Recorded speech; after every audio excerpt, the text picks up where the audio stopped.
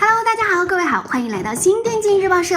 本社呢将重新开启吃鸡课堂系列，各位舍友准备好了吗？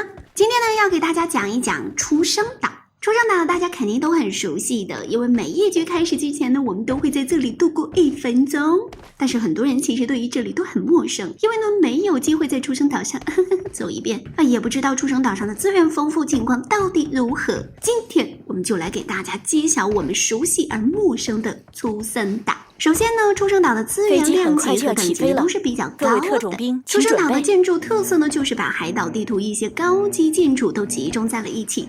大部分的建筑呢，都是跟机场非常相似的，所以呢，我们也可以把出生岛看成是一个小型的机场。资源的等级呢，也是非常高嘞。高级资源分布不少，但是资源量级还是比不了机场。推荐单人或者是双人来，资源是肯定够的啦。人再多嘞，就养活不了了。出生岛呢虽然肥，但是也不是每一局都可以去的。对于航线的要求那是非常高的。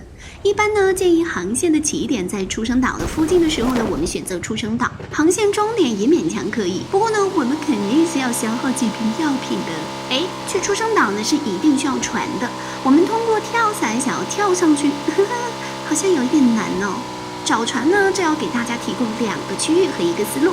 一个区域呢，就是 K 城下面的这些海岸了，这里呢是会有船刷新的。第2个区域呢，就是山顶废墟北边的这一片海岸。